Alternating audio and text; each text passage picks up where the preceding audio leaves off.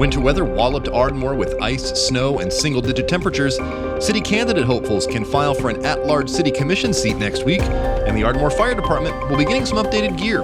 All of this and more on This Week in Ardmore from Ardmore Leader.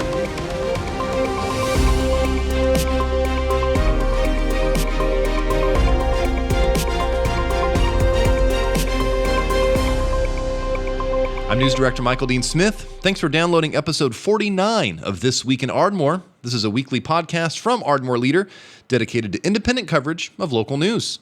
Let's catch up on just a few things I was able to follow around Ardmore, Oklahoma for the week of January 30th. Ardmore spent most of the week digging out of ice and snow that fell last weekend. The icy road conditions led to schools being closed all week, businesses having delayed openings, and trash service suspended for most of the week. Daytime temperatures by midweek was helping to clear some of the ice and snow from roadways, but overnight temperatures this week still were dipping below freezing, causing much of that melt to refreeze. That weather also led to area schools closing up campuses this week. Both Ardmore and Plainview school campuses were closed through Friday because of poor road conditions for school buses to run their routes. And with trash service suspended in Ardmore through Thursday, a household garbage drop-off location was set up at the Operation Pride Center on Carroll Brown Boulevard. Ardmore residents needing to dispose of household garbage will need to provide a copy or a screenshot of their most recent water bill to prove residency. Local ballots in April will be coming together after next week. The filing period for the at-large city commission seat begins on Monday. Residents over the age of 25 that live here in Ardmore can file at City Hall through Wednesday of next week to appear on that April ballot. The at-large commission seat is currently held by Doug Pfau, who said last month that he will be seeking a fifth term on the commission. The winter weather delayed this week's meeting of the Carter County Commission, but a special meeting was held on Wednesday for commissioners to carry out weekly business for the county.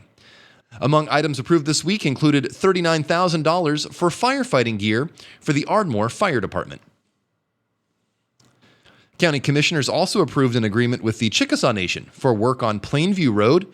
District 3 Commissioner Barry Lee Brinkman said that the asphalt overlay project has already started working on that first mile. And after a brief closed-door meeting of the County Commission this week, a county information technology position was eliminated. Commissioners said that the position was originally created to assist county staff move the sheriff's office from the detention center to a county annex building here in downtown Ardmore. And with that move completed and a staff member hired by the sheriff's office for IT work, commissioners said that the assistant IT position for the county is no longer needed. Up on the website this weekend and in our printed newsletter, Ardmore Leader has a big announcement regarding Ardmore's only locally owned newsroom. Longtime area news publisher Kim Benedict has announced her partnership with co-owners Connor Choate and myself. In her announcement this week, Benedict says that she's excited to be part of a team that's dedicated to local news, both new and traditional formats for storytelling, and talks about the growth seen by Ardmore Leader last year, including 100,000 monthly views and over 1,000 followers on Facebook. After the news, we'll catch up with Ardmore financial advisor Cody Steele. We'll get a look at how some stocks of local interest are doing. Plus, we'll hear his market snapshot commentary from Friday afternoon. And that's the headlines. Now let's really get into the details of what happened this week in Ardmore for the week of January 30th, 2026. Rain late last week turned to ice and snow by last Saturday, which left dangerously cold temperatures and caused nearly a week of travel problems and closed schools. The National Weather Service in Norman recorded less than the expected 4 inches of snow in Carter County last weekend, but temperatures stayed below freezing from last Friday evening well into Tuesday. Carter County Sheriff DJ Long on Wednesday said that his office was not inundated with calls for service during the severe weather and thanked residents for taking the warnings seriously over the weekend last week. But initially, that 2 days of reprieve of staying off the roadway, for the most part, made a huge impact on everybody, on everybody. All your resources that are used to get out there and then recover your vehicle or clear the roadways, all of that was avoided. I mean, we had very little of that to have to do, so that was huge. That was huge. Now, with lingering snow, ice, and sub-freezing temperatures leading into Monday, Ardmore City Schools and Plainview Public Schools each closed their campuses through Friday. Elsewhere in the county, schools also made similar decisions to remain closed through Friday, while classes in Healdton actually resumed on Friday with a delayed start. Road conditions played a major role in districts choosing to keep campuses closed this week. An emailed statement from Ardmore City Schools on Thursday evening mentioned concern for, quote, buses, teen drivers, staff, and families traveling to and from campuses. Lone Grove Schools posted to social media on Thursday saying that despite work to get campuses reopened there, Thursday night's refreezing temperatures would still leave icy conditions on Friday morning. That lingering snow and ice this week also kept sanitation services from running across the city for most of the week. City Hall updates on social media expected commercial garbage pickup to resume on Tuesday, while residential pickup would not resume until Friday. So as a result, household garbage drop-off bins were made available at the Operation Pride Center there on Carroll Brown Boulevard since Tuesday. Residents, though, do need to present a copy or at least a screenshot of a recent Ardmore water bill so they can dispose of their household trash. Now, according to City Hall's social media updates this week, daily sanitation routes average 700 daily pickups and takes about 10 hours to complete on clear roads. A social media post from City Hall on Wednesday said, quote, sending trucks out in these conditions risks rollovers, sliding into homes or vehicles, and serious injuries to workers and the public, end quote. Now, some intersections in Ardmore's southwest appeared to have been sanded by Monday, and then photos shared on social media that day also showed West Main Street in downtown being cleared. Road conditions across town gradually improved throughout the week, with many businesses and government offices reopening by Wednesday. Outside of town, Carter County crews stayed busy sanding intersections and busy roads early in the week. Commissioner Barry Lee Brinkman on Wednesday said that while conditions between snow and ice varied across the county, care and consideration had to be given to not damage roads. You can't blade off ice, and if you do blade off ice initially, you remove a lot of your roadway. So we all, from what I've understood from everyone in District 3, we've sanded extremely aggressive to try to aid in traction.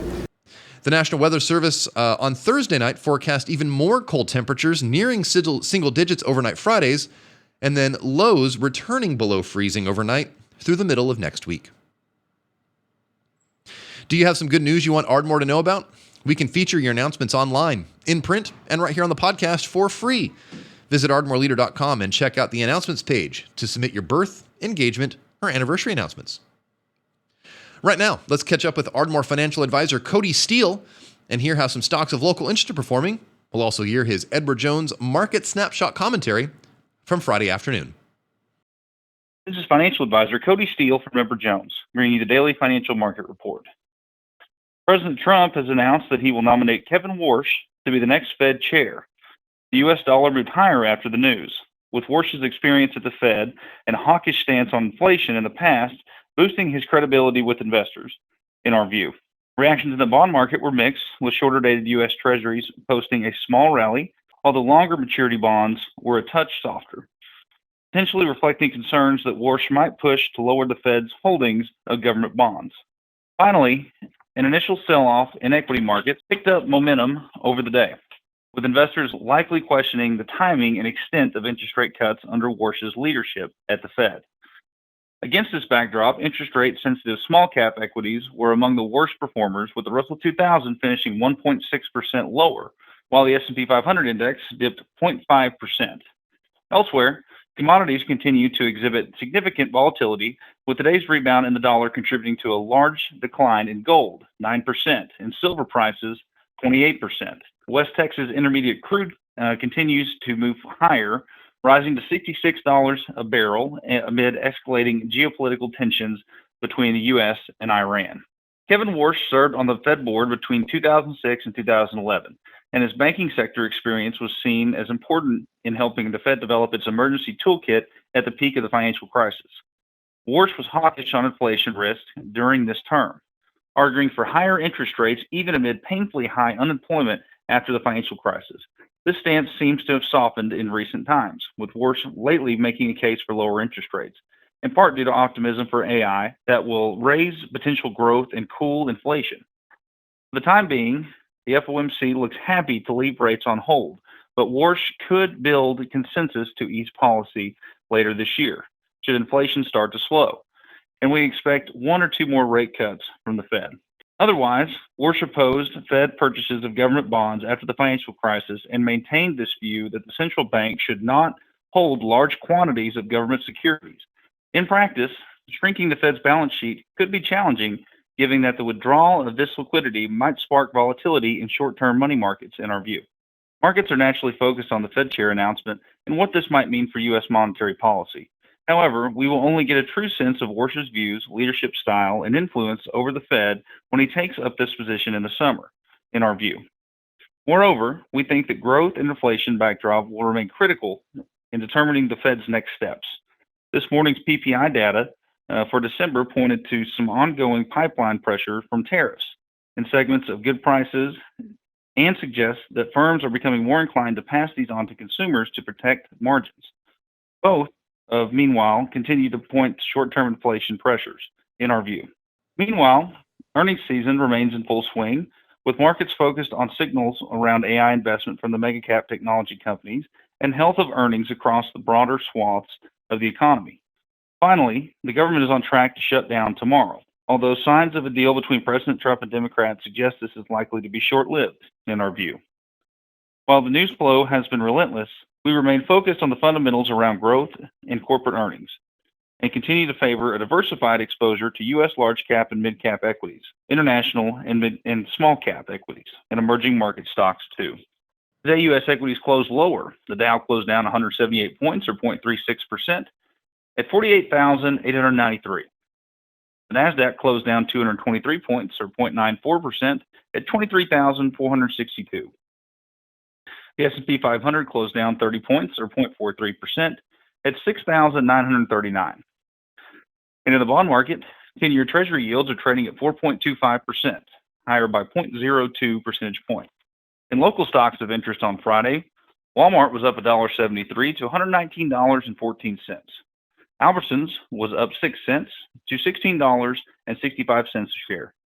Dollar General was up $1.65 to $143.43 a share. Dollar Tree was up 28 cents to $117.59 a share. OG&E was up 20 cents to $43.68 a share. Ollie's was up $3.05 to $110.31 a share. O'Reilly's was down 44 cents to $98.41 a share. And lastly, Best Buy was down 5 cents to $65.10 a share. In commodity markets, the price of crude oil was up 37 cents or 0.57% at $65.80 a barrel. And the spot price of gold was down $476.70 or 8.9% to $4,878 an ounce. This has been today's financial market report brought to you by Edward Jones and financial advisor Cody Steele, member SIPC, serving individual investors with personalized attention and financial advice at 333 West Main Street, Suite 275 in Ardmore, Oklahoma. If you would like additional information, please contact me at 580-223-3870. Daily commentary is also located on our website at edwardjones.com. Does your group or organization have a public event coming up? Every episode of This Week in Ardmore wraps up with the schedule, so we can give listeners an idea of just a few things happening around town. If you've got some event details, let me know. Connect at ardmoreleader.com or give me a call, 319-9688, and tell me all about it. Thanks for downloading episode 49 of This Week in Ardmore. This is our area's original weekly news and public affairs podcast from Ardmore's only locally owned newsroom, Ardmore Leader. Now, you may have heard about our weekly printed newsletter we distribute to a couple of restaurants and waiting rooms across town, but did you know you can have a digital copy of that newsletter sent directly to your email every Friday to get caught up on the week's headlines? Check out the website, ardmoreleader.com, and then scroll to the bottom of the homepage to get signed up for free. And make sure you're following us online, too. You've obviously found the podcast, so make sure you're subscribed. Links and details are over on our independently owned podcast server, listen.ardmoreleader.com, or just search for Ardmore Leader wherever you stream music and podcasts. We're also on social media, centralized and decentralized, anywhere from Facebook to Mastodon. Wherever you are, just search Ardmore Leader, and of course, you can always find our content paywall-free at ardmoreleader.com. Now, next week is the filing period for the at-large position on the Ardmore City Commission. What are you looking for in a candidate? Do you think the City Commission's priorities are in order, or do you think things need to change? you're invited to sound off on either the podcast, on our website, or in our weekly printed newsletter. Let me know your thoughts. Visit ardmoreleader.com and submit your letter to the editor there. You can also record a voice note on your smartphone and then email that to soundoff@ardmoreleader.com. Please, though, make sure you keep your recording under 60 seconds and include your full name in that email so you can stand behind your statements. And if you want to share photos, stories, news tips, or anything like that, email them to connect@ardmoreleader.com. You can also text us at 580-319-9688. Now, if your group or organization has a public event coming up, let me know, and I'll see about getting it on the schedule. This is going to be a weekly calendar of events on our area's original local news podcast, This Week in Ardmore. In public meetings next week, the Carter County Commission will hold their regular weekly meeting coming up on Monday morning, February 2nd at 9 a.m. at the County Administration Building there on the corner of A Street and Broadway. That agenda is available now on the county's website, cartercountyok.us. Included on that agenda for the Carter County Commission next week are 2 items related to grant applications. The Ardmore City Commission will meet for their first regular meeting of the month coming up on Monday, February 2nd at 6 p.m. on the 3rd floor of City Hall on South Washington Street. The agenda for that meeting is on the city's website, ardmorecity.org. Among items to be considered by the City Commission next week include attendance requirements for trustees of the Ardmore Tourism Authority.